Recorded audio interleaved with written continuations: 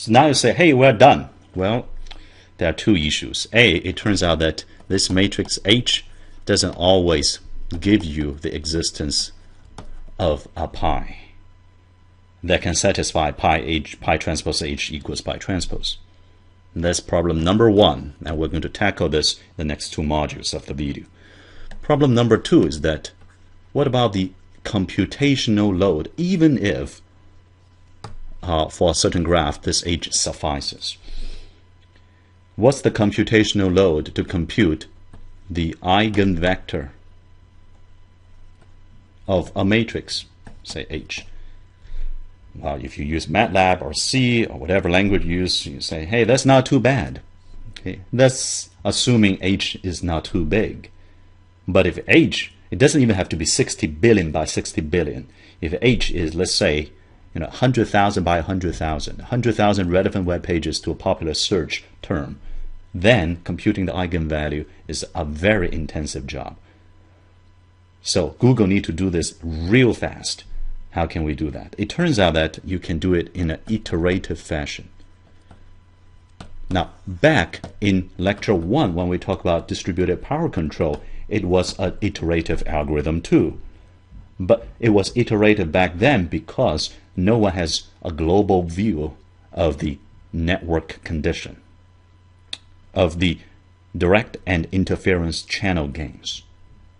In this case, lecture 3 now, we also use iterative algorithm in Google's web page ranking method, but this time it's because the computational load would be otherwise too big.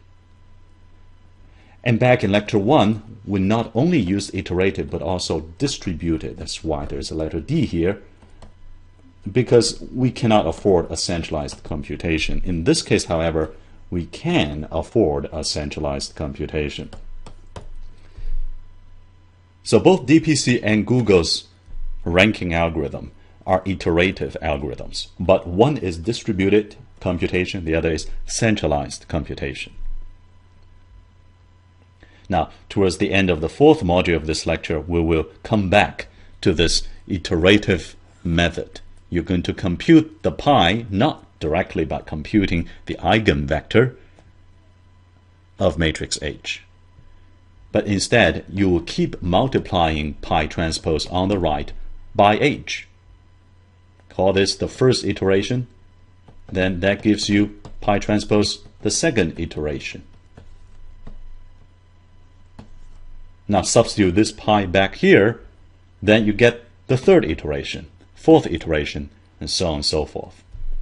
Now matrix multiplication is not a simple job computationally speaking either, but at least this is each step of this iteration is much lighter load than computing directly the eigenvector. And if this can converge quite fast, then we have a computationally efficient way for Google to compute pi and thereby rank the web pages.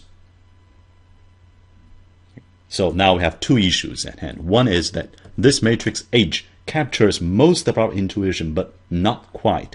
Turns out we need two modifications to ensure the existence of pi. Second, we need to efficiently compute when such a pi exists. So the rest of this lecture we will focus on these two issues until we get to the point where there's matrix G, the Google matrix, that leads to a guaranteed existence of pi and efficient computation of pi through this iterative method.